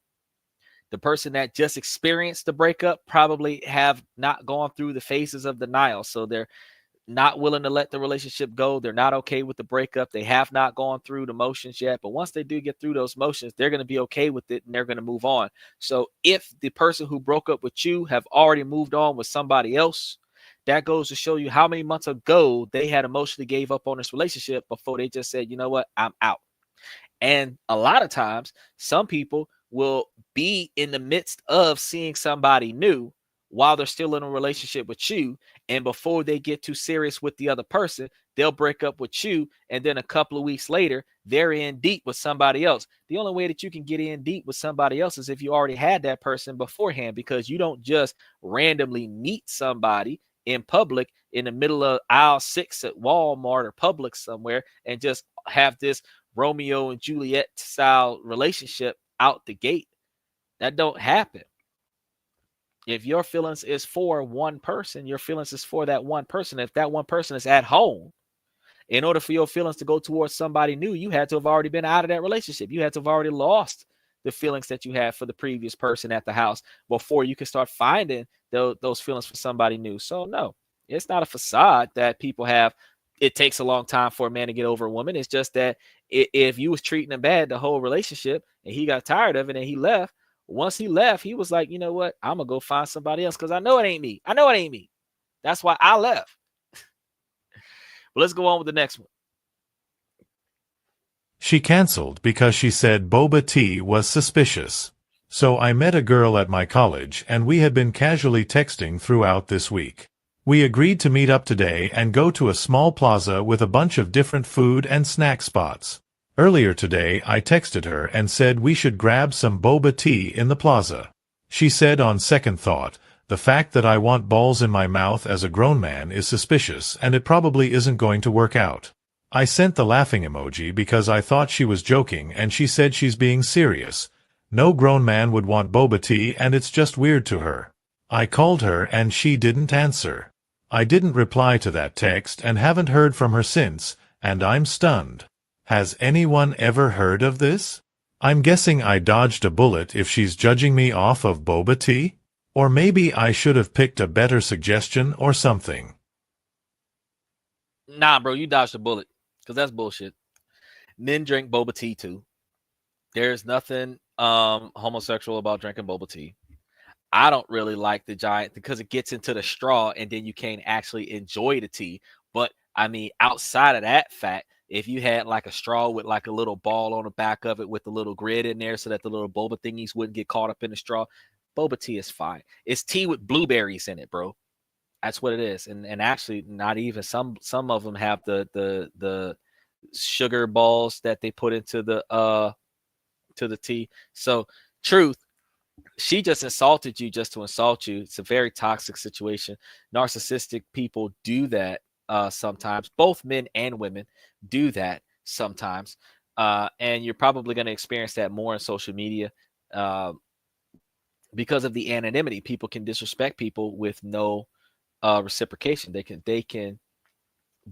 You guys are so far away from one another that you don't have the capabilities to slap the taste out of their mouth when they disrespect you. But people feel like they are better than other people, so they will disrespect you and boost their own ego for a limited time at least. But narcissism, they'll behave that way because they're immature and irresponsible. But don't take it to heart. That's not something that it doesn't matter. If you like boba tea, bro, you get you a girl that likes boba tea. You got plenty of them out there that go to the gym, LA Fitness, and drink boba tea. They got some boba tea shops that do open mic night. You got plenty of people that do boba tea, especially in college. Boba tea is like the thing in college. Next to Einstein's and coffee at Starbucks, it's boba tea. So, I mean, if she ain't into some boba tea, then, you dodged the bullet. Let's go ahead and move on to the next statement. A lot of them up here. Guys, what would stop you from approaching a woman in public? Bad Apart from the attitude. obvious fear of rejection or coming off creepy, what would put you off approaching a woman in public? I'm a young woman who doesn't go out drinking and isn't keen on dating apps, so out in public and uni is really my only place of contact. So I guess I'm just trying to find out how to make myself more approachable and not give off the vibe that I don't want to be approached. So tell me what would stop you? Piss poor attitudes, overly aggressive behavior, being surrounded by other women that are bashing men. If you are there with your home girl that is going to be a cock blocker, probably that would do it. If we're in a crowded area, that'll do it too, because women like to embarrass men. On top of that, they don't just respectfully reject the man and say that they're not interested. They'll either lie and say they have a boyfriend, or they'll yell and scream and make a big scene that brings it to everybody's attention that you're being rejected. So it doesn't just become an individual rejection. It just becomes a public spectacle. Now, if you really want men to think that it is okay to talk to you, then if you see a guy that you are physically attracted to at the very least, or if he sounds like if he's physically attractive, go and hover around his area. Listen to how he speaks. If he carries himself and articulates himself very well, then you can like the way he talks and then engage in a conversation with him. If you respectfully make the first move without being overly assertive, then showing interest in the man gives the man the green light to talk to you. But I mean, if you're going to put on a scantily class outfit thinking that the guy who wants to have sex with you from across the room is going to come across the room and talk to you, no,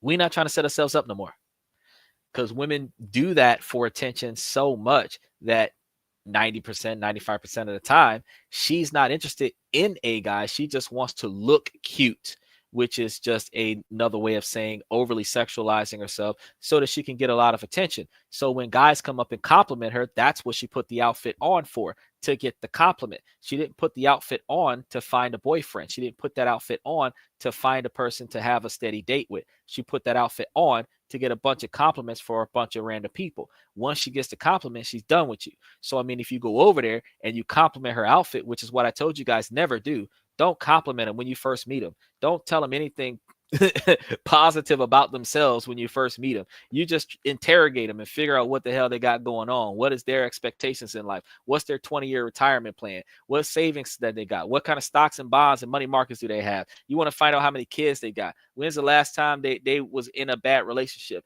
How many bad relationships they've been in? Can you check their references? You really want to just go down the whole 9 yards, and you really want to find out, like, what's her thought process on 15 kids? What's her thought process on marriage with a prenuptial agreement where if she divorces him, she gets absolutely $0? You really want to figure out what her mentality is.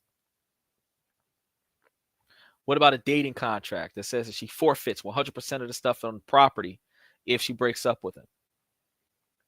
What about stuff like that? And if you're talking about those things, that's when you're able to say, okay, what does she want out of the deal then? And then when she tells you what you want, then you're able to tell her what you want out of the deal then. But never, ever does a man really want to go walk over there to a group of girls and, oh, hey. And like, you see that with the young bucks, like the 18 and 20-year-olds that run over there. But after a few times, you know, you just get tired of the bullshit. It's just like, well, if they're not interested in me, then I'm not going over there. But as you've seen, even on today's show, Shelly was scrolling through. For some reason, she's got a husband. She sees a man in a suit, and she has to stop and hold a conversation with him. I didn't do anything to get that conversation. I just started a live podcast. I was already here. I was going to have a conversation whether a woman jumped on a podcast or not. This is a 90% male podcast. The other 10% of women are coming up in here because they either want to agree with what I have to say without admitting it, or they want to challenge my wit to see if I know what I'm talking about. But once they find out that I'm reasonably articulable, and I'm also very knowledgeable about the information that I provide, because I'm not a conspiracy theorist. I don't try to put myself out there in knowing everything. The jack of all trades is a master of none. So I don't know everything about everything. I know enough to get by, and I know enough to help you get by. And I know enough to help all of us to get better than what we are by changing the decisions that we make so that we don't end up in stupid ass situations that we really did not have to put ourselves into. Had we not made certain mistakes with certain people, we would have more resources as men instead of us struggling, because every breakup, we lose something. We lose money. We lose stuff in our house. We lose our house. We got to start over. Every breakup, men have to start over. Women do not have to start over. Women just have to carry on. And the older we get, it is harder for a man to start over. But at some point, we got to start trying to build ourselves up to being financially successful. But at no point does a woman have to build herself up to be financially successful to be worthy of a man. She just has to be cooperative, assistive, and respectful. She don't even got to bring no money on the table. She could be broke. She could have no inheritance. She could have no job. If she is just responsible, assistive, and supportive, respectful, that's pretty much it. That's it. But what we're getting is a pretty smile, some sex, and a piss poor attitude with no cooperation, no support. And that's the issue that we have. And that's why I'm saying, like, you guys got to, if you change the way you approach the situation, man, that's when you start getting approached better by men. But if you giving that vibe of, he's got ashy elbows, he's a fucking dishwasher and it's his first day off. Man's got a stable job. Appreciate that. If he's got ashy elbows, offer him some lotion. That's how you show how you're worthy. If he ain't together all the way, if my tie was crooked, fix my tie. Something. If my hair ain't done right, do my hair. Something. Keep your man looking right. Florida Evans had no problem on good times keeping her husband looking good till he had a stroke and died. But what they do, she took care of him his whole life. He went to work, made the money, brought it back to her. Y'all got to start looking at some of this stuff now. Let's go ahead and move on to the next comment here. I'm a 33-year-old female who regrets telling my husband our neighbor, who's a 33-year-old female, could stay over while I'm gone. I'm in a strange situation. I have been married to my 44-year-old husband for 11 years. Right now, I'm on a 2-week-long business trip. A few days ago, a wildfire broke out near our house. It grew huge and is still thousands of acres. We were not evacuated, but our neighbor, who is 33, was. Her house is on a different street, but our backyards join. My husband asked me if he could volunteer our house to have her stay over, and I said yes. It made sense. She could stay close by to her house. Our animals are friendly with each other, etc. She accepted the offer and she's been staying at our house. But now I'm starting to feel uncomfortable with it. It made so much sense at first. Now I'm thinking about it more and more, and it makes me feel strange having another woman at my house when I'm not. But I've already agreed to it. By all accounts, it seems like the situation is getting under control, and this will no longer be necessary by the time the weekend is over. Do I talk to my husband and make him have an awkward conversation with her about how she needs to find a different shelter for herself, her pets, and her kids? Or do I just deal with it for a few more days? You should just shut the fuck up and just let that man be a good person. How you gonna tell me that y'all living in a wildfire area? He is providing refuge to your neighbor, and you are telling me that you are insecure. Now, if a man was to tell a woman some stuff like this, she would be shaming him all day long. But for the women to swear to God that they're so confident, you've been married to this man for 11 years. He has not shown you no reason to believe that he would be unfaithful. If you were doing what you were supposed to do as a wife, do you believe that you are going to be gone for 14 days and that's going to lead to an affair during a wildfire outside? So your house is about to burn down, and you believe that the only thing your husband gonna be thinking about is an affair, and you telling me that this is a whole nother woman with other children, other pets. His house is packed down now. He got more people up in there than what he had in there before you left. Do you think that he is sitting over here thinking, ooh, I've got an extra? No. I might have would have said, I don't know, if it was just him and the one woman. You just told me that it was her and her kids. Them ain't his kids. So what is you insecure about? Oh, you don't trust him? Why'd you marry him then? Why would you marry a man that you don't trust? Now, if you trusted him, then what's the problem? What can she do to your husband in front of her children that you're not doing for your husband? If you're doing everything you're supposed to do, you shouldn't have nothing else to worry about. I say all the time, men are loyal. Women don't want to believe that, but men are loyal. Men collect women like Pokemon cards. They don't never let none of them go. He ain't got no reason to pick up this whole nother woman and all these children as a financial burden on him, because that's what men really do, is financial risk assessments when they start thinking about extra females. If I can't afford to take care of one, I'm not in the dating game. If I can't afford to take care of two, I'm not cheating. If I can't afford to take care of three, I'm not trying to have a baby mama on the side. You see what I'm saying? So if he's just trying to help the neighbor because the neighbor's house is in a bad spot, power is out, maybe her house caught on fire, damaged, not livable, and instead of having her pay for a hotel, she might be giving him a little bit of money to stay over at your house. Go ahead and Airbnb that bitch out. Then when they say that everybody can go back to wherever they came from, that's when you can call your husband and say, hey, I heard that the evacuees are able to go back to their houses. Is she still going to stay there or what? And he'd be able to tell you with confidence, yeah, nothing happened to her house. She can go back home, or her house got burned down, but she should have been able to save enough money for the week to get a hotel for the weekend. Because she can't stay with y'all forever, right? So don't make something out of nothing. Just let it ride. The fact that you know about it, you was called about it, so it wasn't a surprise to you. It wasn't a secret. You was advance noticed about it. There's enough mutual respect there that he know that you know that there's another woman in the house.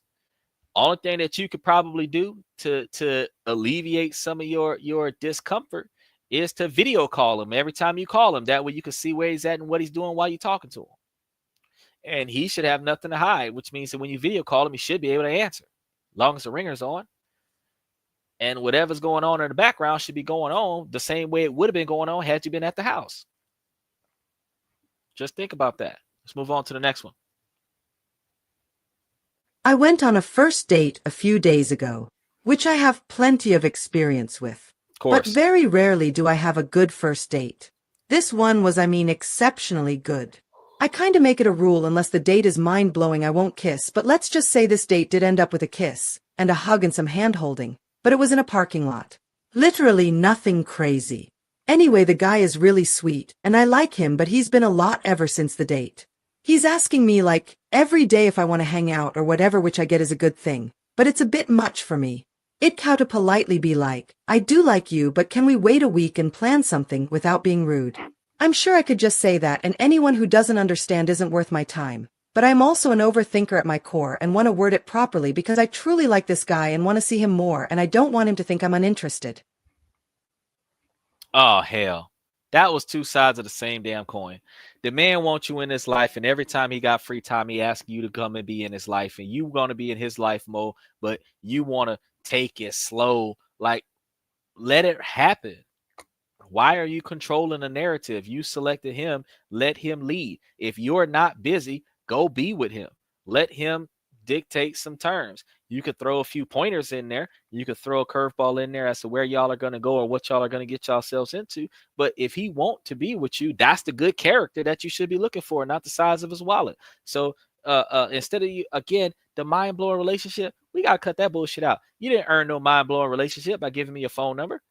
You don't need no first date needs to be like $1,000 kind of stuff. You need to be able to really understand who the fuck I am. And that's really all you need to have for a mind-blowing relationship. You should be able to say, I know him inside and out. If all you talking about is all the stuff I paid for, I didn't do a good job on bringing you on no date. You should be able to only be talking about what I do and where I come from and what knowledge and information that I bestowed upon you, because you're supposed to be dating the man to get to know the man. You're not supposed to be dating the man to be entertained by the man's assets. So since your mentality is that he got to spend a bunch of money on you, you're not even really interested in him, which is why you want to wait a week before you meet up with him again. Why? So that you can go and date somebody else. And whichever one has the most money, that'll be the one that you're going to stick yourself with. But that's not the mentality that you should have. Let's go ahead and slide into the next one. Hey everyone. Recently, the ex-girlfriend of my boyfriend reached out to me through a friend to warn me about my boyfriend and his family. Normally I would think that she wants her boyfriend back and is trying to disrupt our relationship. However, she talked about how they broke up randomly and he ghosted her after their 2-year relationship. From other friends, I know that their relationship was very serious, talking about marriage and home loans. So I do think that the breakup is strange. He and I started dating 2 weeks after that breakup and have been moving very, very quickly, for example, wanting to meet each other's parents. It's been 1 month even though I've said I do not feel comfortable with that yet. His ex said that their relationship moved very quickly too, and he ended up cheating on her with his ex before her. I have asked friends for advice on this, but they just said his ex-girlfriend was trying to break us up. I have mixed feelings because she was bringing up real scenarios of concerns I had, unprotected sex because condoms don't feel as good and our significant age gap. His ex, who was younger than him as well, said that he goes for younger girlfriends because they are easier to control. I do not know what to do because this is my first real relationship. I would love any advice. Thank you all so much, smiley face. Anyway, the guy is really sweet, and I like him, but he's been a lot ever since the date. He's asking me like every day if I want to hang out or whatever, which I get is a good thing. But it's a bit much for me. Oh, they're rolling it back a second time. All right. So let's go ahead and iron that part out. So according to her, she's saying that the ex, younger than him, believes that the man is controlling women. That's not what we do. Men get younger women because younger women are less damaged than older women. And the older women have emotional damage and trauma from bad men. It's not that only men are good. Men and women have negative traits and negative characteristics in the dating pool. So the older the women are, when they have their negative experiences with men, the more difficult those women are to deal with as a man, because men have to combat with the red flags and the walls and the fears of the woman from her past traumas. She's not as cooperative in her 30s as a woman is in her 20s. A woman that her first 3 to 5 boyfriends, she's more willing to cooperate with his agenda. The second group, not so much so. You're in your 30s, you've been around the block a few times, you've done this for the last 20 years, in and out of relationships. You know what you want. You don't care what the other person wants. You know what you want. So now you are analyzing the men to make sure that he meets your expectations, but at no point are you doing anything to meet his expectations. I just said this good 30 minutes ago with a nice, decent rant on it. And the fact is that that's why men get younger women. Now, the woman that he had wasn't doing what she was supposed to do. He got tired of it. He left. He's with you now. If you recognize that if you don't do what you're supposed to do, that he gonna leave you too, then you need to tighten up and get your shit together. Because I mean, at the end of the day, you're not supposed to be paying attention to what the ex got going on, because she wasn't doing her thing, and allegedly she gonna tell you that he cheated on her with somebody else. So she wasn't doing what she was supposed to do on multiple occasions if what she's saying is true, because she let him down. He cheated. She still let him down, and he got tired of the bullshit and he left. So whatever he was missing out of his relationship, he was finding it somewhere else. He think he might have found it with you. If that's the case, then you need to make sure that you marinate on that, and you want to make sure that you water that relationship and make sure that that relationship blossoms into something very successful. Because I mean, if you let this woman get into your head, she could ruin a potentially good thing. If y'all have been together for a while, y'all gonna end quick, because you know, this female is going to come over there and ruin. And that's usually what toxicity does, is that your ex will circle back and try to make sure that you're miserable too. If they're getting married, I'm happy for you. But if they ain't getting married yet, and you happy and they're single, they just got out of a bad relationship, they'll circle back around and mess up your relationship just so that you can both be single together. Then y'all can hook up. And I don't understand why people do that. But that's what people do on both sides of the table, both men and women. People do that. And you got to understand that exes are exes for a reason, and there's no reason for you to circle back. So your ex should not be warning nobody else about your ex. If he ain't on the registry, don't even worry about it. It ain't none of your business once you get rid of him, right or wrong. So I think I kind of mowed through all of them this time around. I think I mowed through. It took me a while to get through them because we had a lot of comments today. I really appreciate you guys coming to the show today. Putting your 2 cents in on the topics at hand. Remember, we are live 7 days a week. I got a couple more of them that I didn't schedule for this week, but we got our show lined up for most of the week. So 6 out of 7 days is labeled. We're going to get the other 5 or 6 more days, because I think we're missing Wednesday, and we're missing Monday, Tuesday, and Wednesday of the following week. So we're going to be getting those up later this afternoon, so you'll be able to see what the rest of our lineup is. But we do have business and finance topics coming up Monday, Tuesdays, and Wednesdays. Relationship topics coming up on Thursday. We have on Friday, we have our special guest coming up, Ken, who is a content writer on Friday. We'll be able to bring him up. And then Saturday, we also have another should be relationship-based topic. And then after that, we've got our members only on Sundays. So make sure that you come to us. We come to the show every day. We're supposed to start at 9 Eastern, 8 Central, 5 Pacific, but sometimes we do start up a little bit early. We operate on CP time because we're dealing with that internet fluctuation. So if you've seen some frame malfunctions today, that's why, because one of the towers blew up last weekend and they haven't fixed it yet. As soon as we get into a better area with better network, we're going to have better connectivity, and we'll be on the ball, on time, on the time. But until we get there, we're here every time. So if you ever come to the podcast and you see that we haven't started yet, just hang out for a little bit, grab your cup of coffee. By the time you get yourself settled in, we should kick the ball off. And we usually give you guys close to an hour, if not more, of the podcast. And I make sure that I go through all the information that I can, so that you guys can have as much knowledge as you can get to make an informed decision. And that's one of the reasons why earlier I wasn't giving you advice as a lawyer. I was giving you an advice scenario as a person, where you would be able to determine, well, if you were in that situation, what would you do? Because if you tell them you came back from somewhere where a crime actually did occur, you just became a suspect. But if if you don't tell them nothing, then they don't have anything to go off of, and they have to work out that investigation. You don't have to help them work out that investigation. So one more thing before I slide up out of here, I want to make sure that I give a shout out to those people on Twitch. I see you guys keep coming in every night. I really appreciate it when you do show up. You guys definitely keep me motivated. Make sure if you missed the show when it first started, that you go back and check out the highlights, because we do have the highlights. Make sure that you like, subscribe, and follow. And then, I got to do me a special shout out to some of these countries that have been showing us love recently, because we've had quite a few.